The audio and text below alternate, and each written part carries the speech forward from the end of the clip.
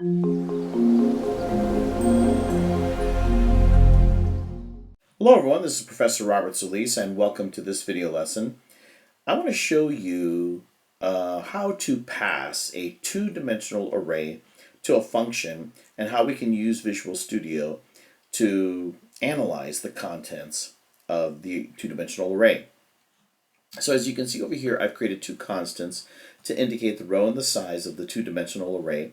I've also created a function that is going to receive the two-dimensional array, and basically its job is to double the contents of each of the different items or elements of the two-dimensional array.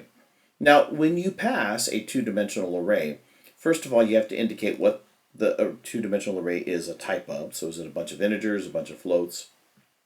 And then we're going to give it a temporary name within the function. And then we're going to have to indicate what the column size is. So you'll notice that I send the row with an open and close braces. In essence, I'm saying that I'm sending you an array of an array. And so this, I must indicate what the size is for the column. And so this is the way that you will send a two-dimensional array. And so as you can see over here in the function definition down below, I receive the two-dimensional array, but really what I'm really receiving is the address of the beginning of a two-dimensional array, because two-dimensional arrays, or actually any dimensional array, is stored contiguously in memory. Yeah, and so we're going to take a look at that. And as you can see here, there's just an outer for statement and an inner for statement that's going to multiply 2 times the contents of the array and put it right back into the array element. Okay, and then what I want to do is after I call the double the contents of function, then I just simply want to display the contents of the two-dimensional array back in my main program. So once again, an outer loop and an inner loop to be able to reach all of the contents of the two-dimensional array to display the content. So let me stop the program right here. And as you can see here, I've initialized my two-dimensional array. So this is going to be row 1, row 2, row 3. Perhaps it's easier for you to see it this way. And so sometimes programmers do something like this, just so they can visually see this is row 1, row 2, row 3. The way that I had it previously is also acceptable. We have index 0, index 1, index 2, and then we have the outer, curly braces in this case is indicating that this is a two-dimensional array. All right, so let me run the program. We're stopping it at this point before we call the function double the contents of, so that we can investigate what's happening step by step. All right, so the program has paused right there, so I'm going to go back over here so we can take a look at the contents. Now I want to jump into that function, so I'm going to step into, and so here we are. So notice what we did. We sent it the parameter myArray. That's what the name of the array, the two-dimensional array is. So you just send the array name by itself. And so now you can see here, locally, we are going to be calling this thing two-dimensional array. Now notice that I have an address over here. Now for me, running this program, it says 0079F87C, that is the address, the beginning head address, if you want to think of it that way, for this two-dimensional array. Now, if I click on that little tiny triangle, notice that I see the 3, 4, and 5. Now that's the contents for the first row, but I don't see anything else. Let me stop the program and show you what I'm talking about. So I'm going to run the program once again. Okay, so we're stopping the program here.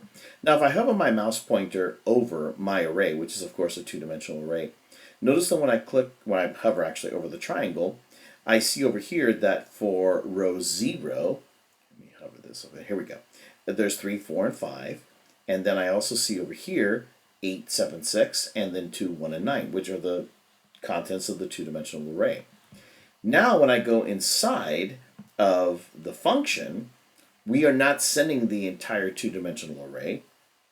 We are sending just the address of the first element of the two-dimensional array, and then everything else is going to be contiguous. So if I take a look at this, notice over here, when I just hover on that triangle, I just see the 3, 4, and 5. I don't see everything else, the 8, 7, 6, 2, 1, 9, so forth and so on.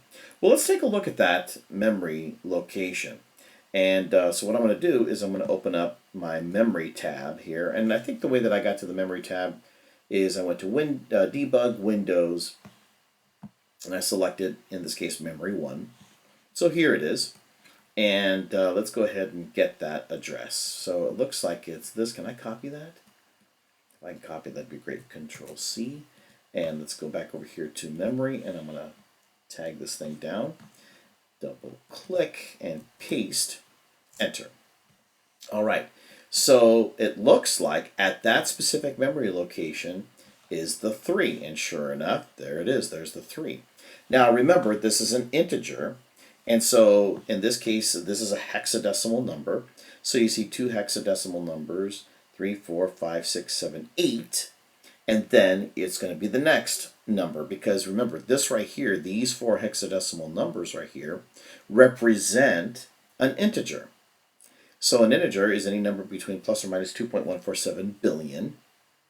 And so that means that we're taking up these spaces right here for our integer.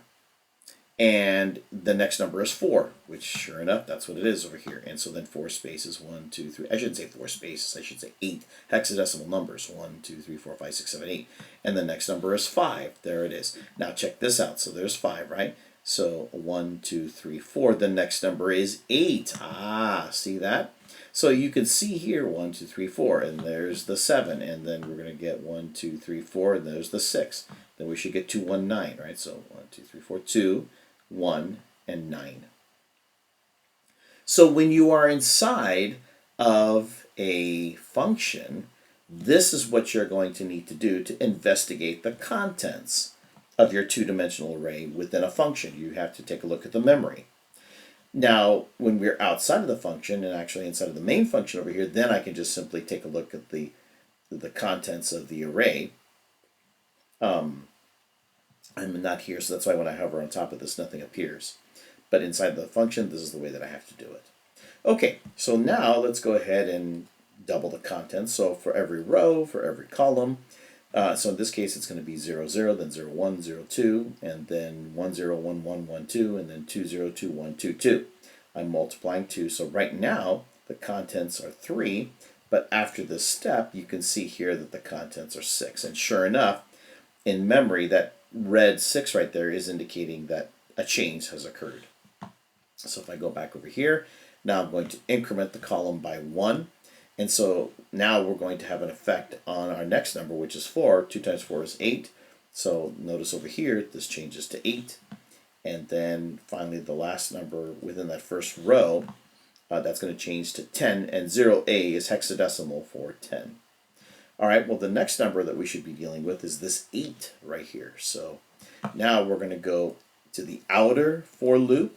Row is going to be incremented. And then we're going to go back to the inner for loop, where the column is reset to 0. And so now we're taking a look at that number 8. And as you can see, that's this guy right here. So 8 times 2 is 16. So sure enough, in terms of doubling it, you see it's 1, 0. Well, 1, 0 in hexadecimal, that's hexadecimal, and in decimal, that's 16, and so forth and so on, right? Okay, so let me just go ahead and right-click and run to here, run to cursor. So we've just jumped out of here, and as you can see, all of the contents of the two-dimensional array have been doubled. And so now we're just simply going to display the results of the two-dimensional array. So I can just go ahead and hit continue, and then take a look at the output, which is over here. And sure enough, if I were to move this over here, here's the original contents of the array. 3 times 2 is 6. I'm sorry, 2 times 3 is 6. 2 times 4 is 8. 2 times 5 is 10, and so forth and so on. You can see we've doubled the contents of the array, of the two-dimensional array. Okay, let me press any key to continue to close this guy here. So I'll just press the space bar. There we go.